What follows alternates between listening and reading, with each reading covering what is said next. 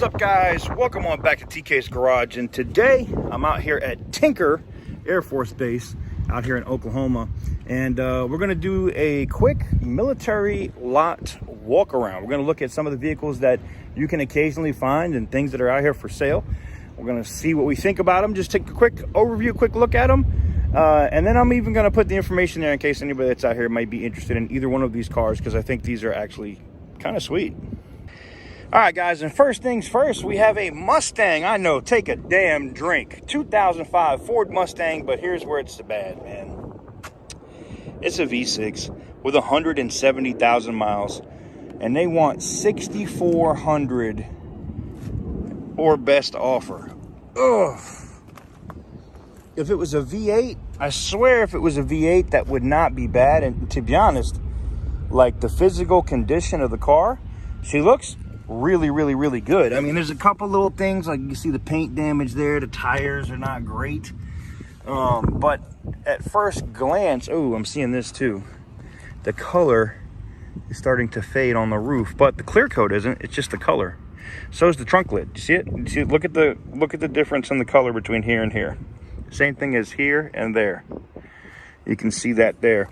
I apologize for the wind in advance, guys. We're going to try to do the best that we can with this today. But, like, the lenses are clean. I mean, as far as the car looks, ooh, and we get over here and we got more, oh, the whole side of this car is starting to fade. It almost looks like a pink over here. Ooh, that's not good.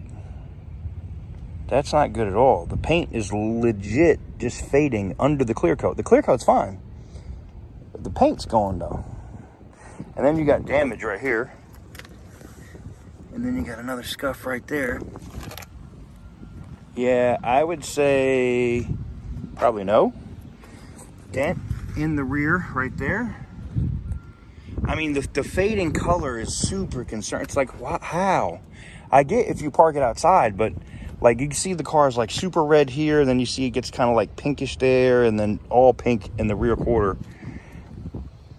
Like if that was by design, that would be one thing. Oh.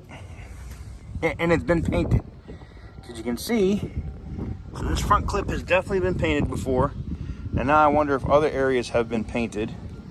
The hood looks cool. I'm not gonna lie, that hood scoop and the hood itself looks pretty damn cool, but I mean, if I'm being honest, is the car worth $6,400? I can't say it. I couldn't do it, man. I don't know. I couldn't do it.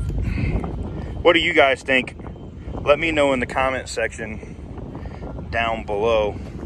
But yeah, I mean, at first glance, just a quick glance at looking at it, she looks pretty clean. But yeah, I'd have to say this one is definitely a no for me.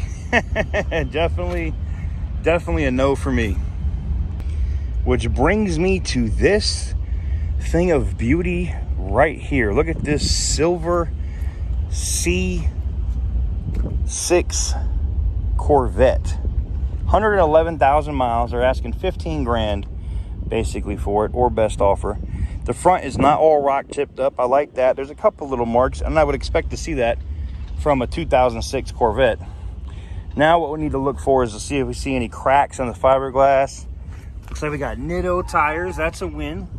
Good tread depth, right? That's a positive sign. The paint over here looks good. Not a lot of chips and scraping and stuff from stuff coming off the tires. That's good to know. The interior looks fairly clean. White leather seats, huh? I see you. It is an automatic. Oh, it does have a heads-up display.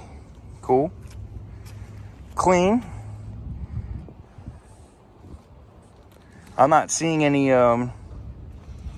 physical damage. I like the green top with the silver car. That's different, man. I don't know how I feel about these wheels, though. These wheels are kind of I don't know. Oop, little bit of a, ooh, is that cracking? Yeah, right there. A little bit of cracking in the paint. I don't know if there's anything under the fiberglass to be concerned about.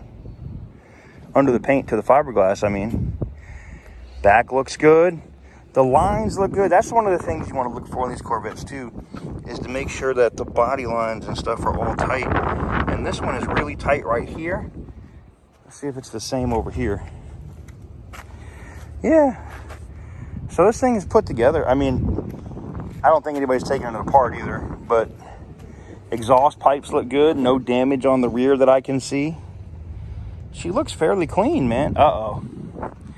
Yeah, see, now I know why there's cracking on the other side, right? Somebody, some genius, probably put wheels that were too big on here, and they hit a bump. They hit a bump, and then they hit the fender. And then they found out, oh, I can't do that. And I'm willing to bet it's probably these wheels. It's probably, yeah, all kinds of fiberglass damage. Oof. That's a shame. Now, the lucky thing is, I mean, you probably could patch that, fill it, paint it, and not see that it was damaged, but, oof, yeah. And it's sad because the rest of the car is so clean. That's why sometimes on some cars, it's just good to run the stock wheels or the same size. You know what I'm saying? It doesn't make any sense to go bigger. On a fiberglass body, I mean, that should just be common sense, but I don't know, man. I don't know. The tint looks good. The top does look good. I meant to look at that too. No cracking or fading, and it's actual original GM. You know, the hood, I mean, the roof's not torn or anything like that. She looks fairly good, man. She looks fairly good. Calipers are real.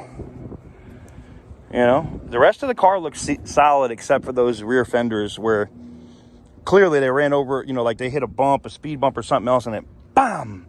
And it came down hard on those tires. Now, it broke the fiberglass on that side, and it just bowed or did something here enough to crack the paint, which means the fiberglass maybe flexed, I'm guessing. That'd be my guess. So, yeah, I don't know. You guys can let me know what you guys think in the comments down below, but yeah, that's a negative. I mean, it's a nice car, but for $15,700, nah, no, not with those fenders like that. This is probably like a $10,000 car with those fenders. Like, now, I mean, if he or she like fixes those fenders and sprays them, where you can't tell that that fiberglass has been damaged, then yeah, you probably get 15 out of this all day. All right, guys, the rest of the stuff that we have here is literally just storage. None of this stuff is for sale. And that happens on this lot too. A lot of people post stuff, so that's pretty much it. What? The Jag is for sale? I wonder how much they want for this. Too damn much. That's how much. Too damn much. Anywho's, that's going to do it for today's video, guys. Just a quick, you know, not a super long video, bonus video for you guys.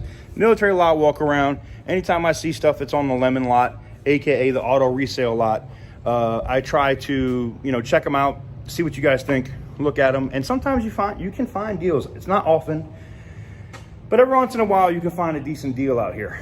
So, with that said, before we go, man, please make sure to go check out tksgarage.com. Go pick up a t-shirt, hat, phone case, something. Help support the channel. I greatly appreciate it, 100%. And if you want to go check out like my normal auction stuff that I do, go to copart.com/tksgarage. Sign up for a membership today, damn it. But with that said, man, hit the thumbs up button, hit the subscribe button. Go check out the content on the Million Mile Jaguar. It's all right here on the channel. And no, I did not stutter. That car has over 1 million miles on it. Confirmed from Jaguar, posted on all of their accounts. So go check it out.